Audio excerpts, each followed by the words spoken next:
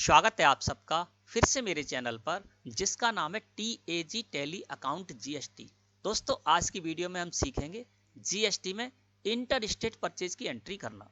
दोस्तों अतुल ट्रेडर्स हमारी एक ट्रेडर्स फर्म है, व्यापारिक फर्म है जिसमें कि हम प्रोडक्ट्स को परचेज करते हैं और सेल करते हैं। अब मैंने अपने सप्लायर से प्रोडक्ट्स परचेज किए तो उस प्रोडक्ट्स परचेज के अगेंस्ट हमारे सप्लायर ने हमको परचेज का इनवॉइस दिया, परचेज का बिल दिया, जो कि कुछ इस तरह से है। ठीक है ना। अब आप जो परचेज करते हैं उस परचेज के अगेंस्ट आपका सप्लायर आपको इनवॉइस देता है, तो आप ये कैसे जानेंगे कि आपकी जो परचेज है ये इंटर स्टेट परचेज है या फिर इंट्रा स्टेट परचेज है ना। तो दोस्तों आपको जानने का सबसे सरल तरीका ये है कि जो आपके सप्लायर ने आपको परचेज के अगेंस्ट में इनवॉइस दिया है उस इनवॉइस में यदि उसने IGST टैक्स कैलकुलेट कराया है तो आप समझ जाइए कि ये जो आपकी परचेज है ये इंटर स्टेट परचेज है। जब आपकी स्टेट, आपकी जो फर्म है वो जिस स्टेट में सिचुएटेड है और जिससे आपने परचेज की वो जिस स्टेट में सिचुएटेड है, ये दोनों स्टेट यदि अलग अलग हैं तो इस तरह का जो ट्रांजैक्शन होता है वो कहलाता है दोस्तों इंटर स्टेट ट्रांजैक्शन।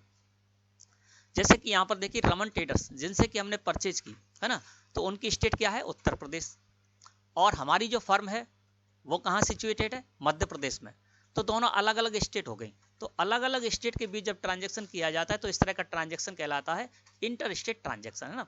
अब ये जो हमने परचेज की तो हमको ये पता चल गया कि ये इंटर स्टेट परचेज है। अब इंटर स्टेट परचेज है तो इस परचेज इनवॉइस की हमें एंट्री करनी होगी टेली प्राइम सॉफ्टवेयर में। वो किस तरह से करेंगे चलिए जानते हैं। इसी इनवॉइस की अब हम टेली प्राइम सॉफ्टवेयर में एंट्री करेंगे।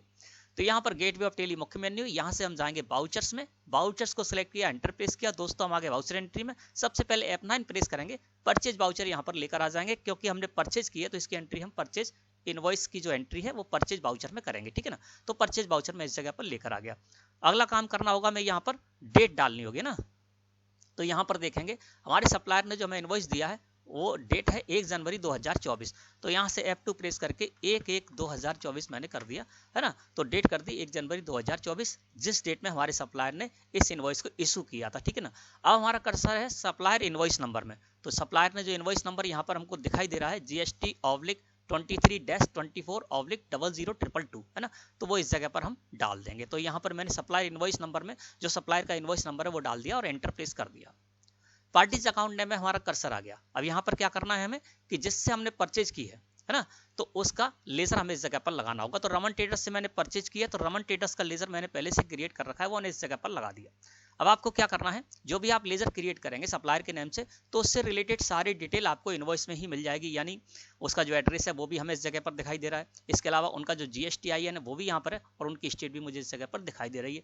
तो यहाँ पर जो डिटेल आपको सप्लायर की मिलती है वही डिटेल डालकर आप लेजर क्रिएट कर लीजिए। तो मैंने यहाँ पर रमन ट्रेडर्स का लेजर कैसे क्रिएट किया है, तो ये जो डिटेल थी इनवॉइस में वही मैंने यहाँ पर डाल दी। अंडर रखा है इसको सन्ड्री क्रेडिटर ग्रुप के, और यहाँ पर एड्रेस हमें इसमें दिखाई दे रहा था इनवॉइस नंबर में, तो एड्रेस मैंने यहाँ से उठा लिया रमन ट्रेडर्स का। ठीक है ना।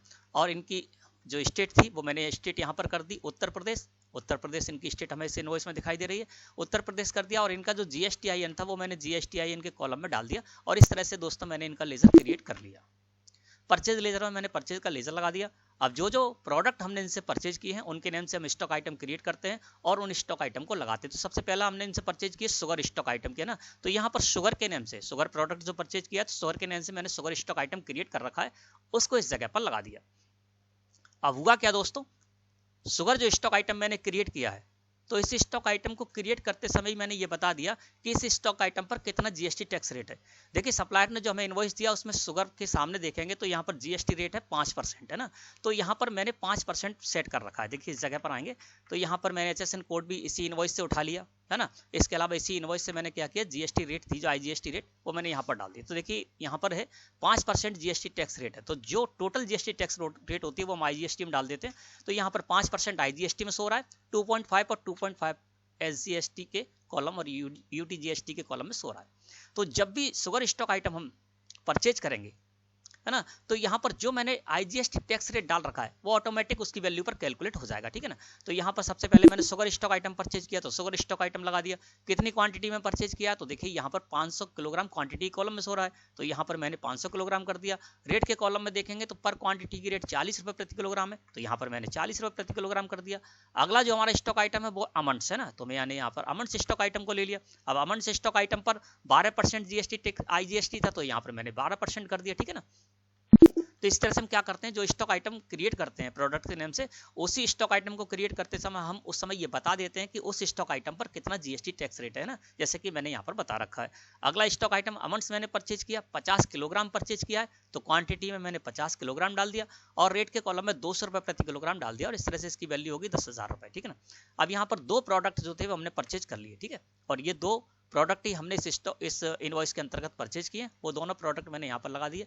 अब हमारे पास और कोई प्रोडक्ट नहीं है यहाँ पर एंट्री करने के लिए, तो एक बार एंटर प्रेस कर देंगे, ठीक है ना।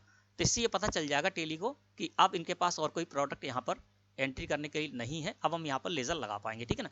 अब मुझे क्या करना होगा दोस्तों, यहाँ पर इन्होंने IGST टैक्स कैलकुलेट कराया है, तो मुझे भी IGST ही टैक्स कैलकुलेट कराना होगा। तो यहाँ पर लिस्ट ऑफ लेजर्स में से मैंने IGST को सिलेक्ट किया और एंटर प्रेस कर दिया, तो देखिए ऑटोमेटिक इस पर 2200 रुपये कैलकुलेट हो गया। अब ये क्या देखिए, यहाँ पर जो हमारे इनवॉइस हमें मिला है उसमें टैक्सेबल वैल्यू 30,000 रुपये, तो यहाँ पर भी देखिए टैक्सेबल वैल्यू 30,000 रुपये होगी और IGST यहाँ पर 22 रुपये कैलकुलेट हो रहा है और हमारे सप्लायर ने भी 22 रुपये ही कैलकुलेट कराया है, ठीक है ना। और देखिए इनवॉइस वैल्यू होगी 32,200 रुपये, है ना। तो हमारे यहाँ पर भी देखेंगे टेली में तो 32,200 रुपये इसकी इनवॉइस वैल्यू हो रही है ना, इसका मतलब हमने सही एंट्री कर ली है, ठीक है। अब इसमें क्या होता है दोस्तों, अलग अलग जो GST टैक्स रेट के स्टॉक आइटम है उनको आप एक साथ परचेज कर सकते हैं और जिस स्टॉक आइटम पर आपने जितना GST टैक्स रेट सेट कर रखा है उसकी वैल्यू पर उतना ही GST tax rate automatic calculate हो जाएगा। ये देखना है आपको, तो साइड में बटन बार है, यहाँ पर रिलेटेड रिपोर्ट का आपको एक बटन मिलेगा, इस पर कर दीजिए क्लिक। जैसे इस पर क्लिक करेंगे आपके सामने स्क्रीन इस तरह से अपीयर हो जाएगी और यहाँ पर आपको जाना होगा GST टैक्स एनालिसिस में। तो GST टैक्स एनालिसिस को मैंने सिलेक्ट किया और एंटर प्रेस कर दिया। दोस्तों हम आ गए GST टैक्स एनालिसिस में, यहाँ पर अल्ट के साथ F5 प्रेस कर दीजिए इसको डिटेल में देखने के लिए। तो यहाँ पर आपको पता चल जाएगा कि किस स्टॉक आइटम पर आपने कितना GST टैक्स रेट सेट कर रखा है और उसकी वैल्यू पर उतना ही GST टैक्स रेट यहाँ पर कैलकुलेट हो गया ऑटोमेटिक। देखिए शुगर स्टॉक आइटम है यहाँ पर, है ना, और शुगर स्टॉक आइटम में देखेंगे तो इसकी जो वैल्यू है 20,000 रुपये टैक्सेबल वैल्यू है और जिस पर की IGST टैक्स 5% के हिसाब से 1,000 रुपये कैलकुलेट हो गया ऑटोमेटिक, ठीक है ना। दूसरा हमारा स्टॉक आइटम अमंड्स है, तो अमंड्स की वैल्यू कितनी है, टैक्सेबल वैल्यू 10,000 रुपये और 10,000 रुपये पर IGST टैक्स 12% के हिसाब से 1,200 रुपये कैलकुलेट हो गया और टोटल 2,200 रुपये इस पर GST टैक्स कैलकुलेट हुआ है। तो इस तरह से आप कभी भी देख सकते हैं, एस्केप की प्रेस करेंगे फिर इस जगह पर आ जाएंगे, है ना। और इसके बाद क्या करेंगे दोस्तों, हम इसको एक्सेप्ट कर लेंगे, है ना। तो जब भी आपको इंटर स्टेट परचेज की एंट्री करना है तो आप इस तरह से करेंगे। और किस तरह से आपको पहचानना है कि जो आपने परचेज की है वो इंटर स्टेट है या फिर लोकल है, तो वो भी मैंने आपको बता दिया है, ठीक है। तो मैं समझता हूँ दोस्तों आज का जो टॉपिक था वो आपको अच्छे समझ में आ गया होगा। वीडियो अच्छी लगी हो तो लाइक करें, धन्यवाद।